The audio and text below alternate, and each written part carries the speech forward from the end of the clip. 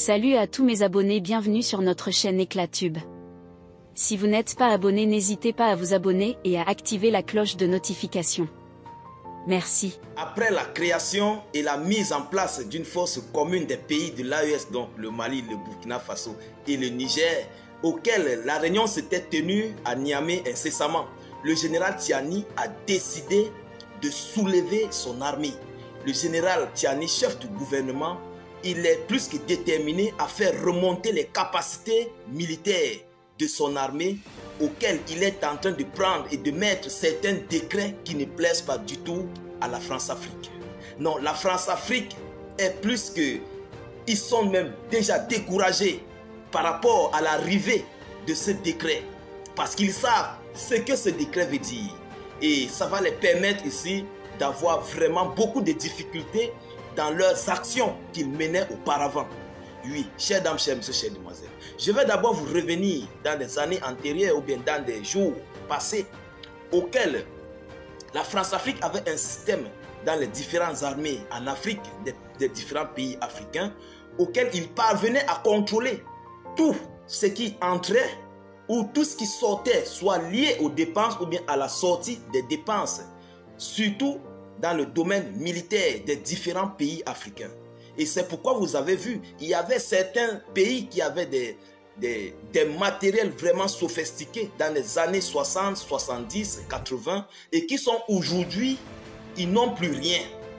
Vous comprenez? Donc la France-Afrique avait mis ce système sur pied pour permettre à ce qu'ils puissent tout contrôler et décider de ce que vous devriez avoir comme matériel militaire dans votre pays et auquel ils prendront possession et contrôle de tout ce matériel militaire. Et non seulement ça, ce sont eux qui vous livrent.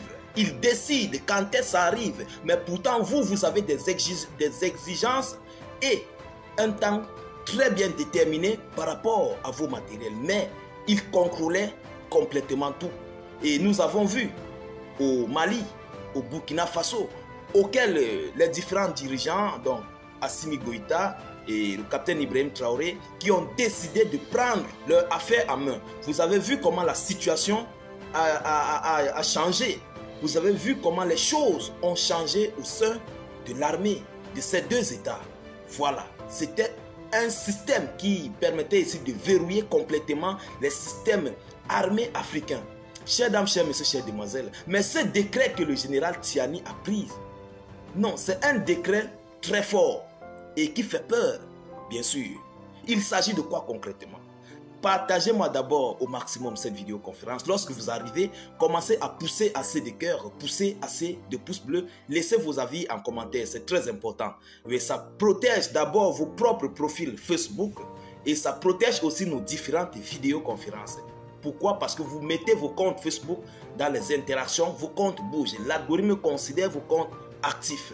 Voilà. Chers dames, chers messieurs, chères demoiselles, comme je disais tantôt, c'est un décret qui abroge les anciens textes de la France-Afrique qui instituaient le contrôle lié aux dépenses de la défense de l'État du Niger. Donc, le décret que le général Tiani a pris, ça balait ça. Ça balait ce que la France-Afrique avait prévu.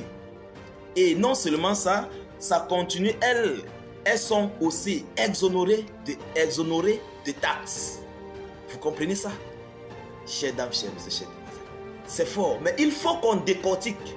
Il faut qu'on vous explique ce qui se passe.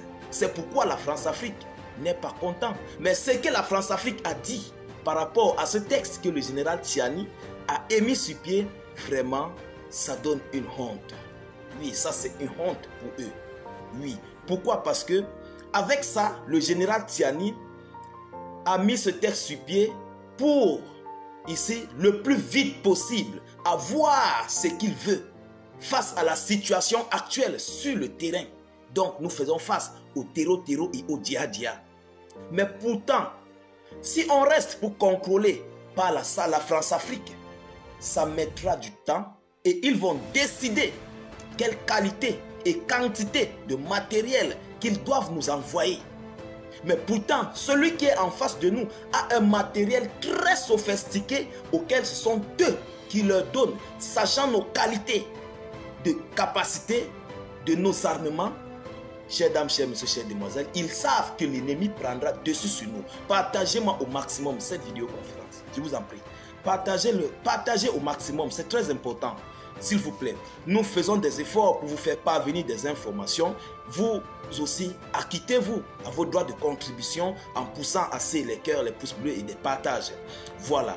Donc, le général Tiani a vu que face à sa situation actuelle, qu'il a sur le terrain, il faut se dépêcher. Et si nous restons pour compter sur ces gens-là et en se liant de l'ancien décret ou bien des anciens textes, nous allons rester bredouille comme d'habitude. Et depuis combien de temps nous avons fait dans ça et on n'a toujours rien. Donc c'est pourquoi le général Tiani a décidé d'ouvrir ce texte, ce décret qu'il a mis sur pied. Chers dames, chers messieurs, chères demoiselles, mais la France-Afrique n'est pas restée tranquille. La France-Afrique dit que le général Tiani a émis ses propos.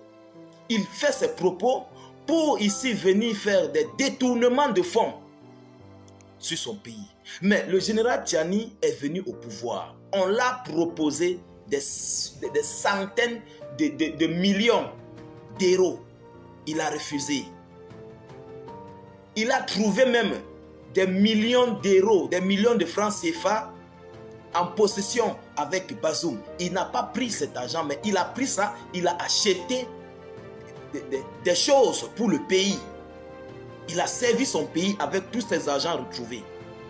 Vous voyez? Maintenant, ils viennent ici, les experts en France-Afrique disent que le général Tiani est en train de mettre, est en train d'élaborer ce décret pour détourner ici les fonds. C'est ça en fait leur message qu'ils envoient. Oui, ils disent que Tiani est là pour venir détourner cet argent. Il faut que le peuple du Niger se réveille. Selon eux, c'est ce qu'ils disent. Mais chers dames, chers messieurs, chères demoiselles, nous allons prendre un exemple de ce qui se passe là-bas à Luka. Donc, je ne vais pas prononcer le mot dans cette vidéo. Luka, lorsqu'il dit Luka, vous comprenez, auquel ils ont envoyé de l'argent, des millions, qui a même été détourné, mais ils n'ont rien dit. Ils n'ont rien dit. Mais pourquoi ils n'ont rien dit? Pourtant, là-bas, il y a plus que corrompus par rapport au Niger, et qui est l'un des zones les plus corrompues dans le monde. Parmi les 5 meilleurs pays les plus corrompus dans le monde, c'est Luka. Oui, et tout le monde le sait. Eux-mêmes, ils le savent. Ils ne parlent pas de ce côté-là, mais c'est le côté du Niger qui les intéresse. Ils viennent mettre les yeux sur le Niger. Mais même si il faut que on détourne cet argent au Niger, c'est l'argent des Nigériens. Il faut laisser les Nigériens détourner, je préfère. Je ne dis pas que je suis pour les détournements de fonds, mais que ces détournements aillent de leur côté, vaut mieux qu'un Nigérien prenne cet argent et le dépense au Niger. Oui, vaut mieux que ça tourne dans le Niger que à ce que cet argent puisse aller de l'autre côté, ou auquel aucun Nigérien ne va bénéficier. Donc, c'est ça ce qu'ils disent, que le général Tiani a fait ça pour détourner des fonds. Mais il faut être dupe pour croire aux pensées de ces gens. Il faut être si dupe, mais nous ne sommes pas dupes. Et ils disent que le Niger a mis encore cette loi sur pied pour ici faire des traités, des coopérations avec la Russie, pour permettre à ce qu'ils puissent acquérir des armements pour donner, soit comme ils disent, aux mercenaires russes que nous considérons au groupe Wagner. Ils disent que c'est pour donner au groupe Wagner, parce que lorsque Wagner est sur le terrain, il fait ses travaux sans trace. Donc que le Niger veut désormais coopérer ici avec Wagner, qui est, comme ils appellent, un groupe de mercenaires. Vous comprenez ça? Donc il ne faut pas que les Africains puissent accepter ça. Mais nous ne sommes pas dupes de tomber dans ce piège. Nous connaissons qui est le général Tiani. Si le général Tiani avait besoin de faire ça, c'est que eux ils pensent, ils devaient commencer à le faire dès le premier jour au pouvoir. Mais ce n'est pas le cas. Nous sommes là avec le général Tiani. Nous savons qui il est. Nous savons ce qu'il est en train de préparer pour le Niger. Nous savons ce qu'il est en train de préparer pour l'Afrique. Nous savons ce que l'AES est en train de faire pour l'Afrique. Nous ne sommes pas dupes. Chers dames, chers messieurs, chères demoiselles. Et ce n'est même pas à vous de nous dire ce que nous devions faire. C'est à nous, le peuple du Niger, à nous les Africains, de dire à nos dirigeants ce qu'ils doivent faire. Ce n'est pas à vous. Et nous disons à nos dirigeants ce qui nous arrange. Si notre dirigeant a fait ça et que nous sommes restés tranquilles, cela veut dire que ça nous arrange. Ce n'est pas à vous de nous dire, ou bien de dire à notre dirigeant Tiani de faire ce qu'il doit faire. C'est de ça qu'il est question. Et il faut qu'ils comprennent ça. Partagez-moi cette vidéoconférence au maximum. Parce que tant qu'ils n'auront pas compris ça, ils seront toujours là derrière nous à faire tout ce qu'ils veulent faire. Ils sont en train de, c'est-à-dire de prendre le Niger tout autour. Je ne veux pas prononcer certains mots. Ils sont en train de prendre le Niger tout autour. Mais pourquoi ils ne veulent pas que nous puissions avoir aussi du matériel qui pourra les faire face? Parce que c'est ça qu'ils ne veulent pas. Ils veulent avoir quelque chose de très sophistiqué par rapport à nous. Et il faut aussi que lorsque nous aurons ce qui est très sophistiqué comme pour eux, ou bien plus que pour eux, ils vont reculer. Et c'est ce qu'ils ne veulent pas faire. Chers dames, chers messieurs, chères demoiselles, partagez-moi au maximum cette vidéoconférence. Poussez assez de cœur. Oui, désormais, ils vont comprendre que désormais, ces gens-là, ce n'est pas ce qu'on pensait. Ils sont venus d'une autre manière. Les gens d'auparavant qu'on connaissait là, ils ne sont plus là. Ce sont plutôt. Aujourd'hui, nous sommes au 21e siècle. Le monde est très développé et très rapide, auquel nous vivons dans le monde Android. Chères dames, chers messieurs, chères demoiselles, nous faisons aussi face à beaucoup de choses à l'heure actuelle dans nos différents États. Donc, le peuple africain, la jeunesse consciente d'Afrique est désormais debout et a enfin dit oui aux différents dirigeants qui sont là pour eux. Peu importe ce qu'ils feront, mais s'ils sont là pour le bien du pays, pour l'avancement du pays, même s'il prend 20 000 dans 100 000, c'est pas énorme. Il travaille pour ça. C'est lui qui contrôle ça. Il peut même prendre sans nous dire, on ne serait jamais au courant. Donc, chers experts france-africains, arrêtez ça. Arrêtez, on veut la paix. C'est la paix que nous voulons. On veut la paix. Déjà, nous sommes en train de comprendre ce que vous êtes en train de penser, d'imaginer. Mais nous, on veut la paix. Donc, arrêtez. Je vous reviens tout à l'heure, chers dames, chers messieurs. Je veux m'arrêter là. Donc, continuez au maximum de partager au maximum cette vidéoconférence. Poussez au maximum de cœur, des pouces bleus. Partagez cette vidéo dans tous les groupes possibles.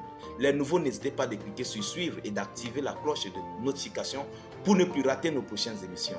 Donc, à tout de suite pour une prochaine série d'informations. Soyez encore salués, chers dames, chers messieurs.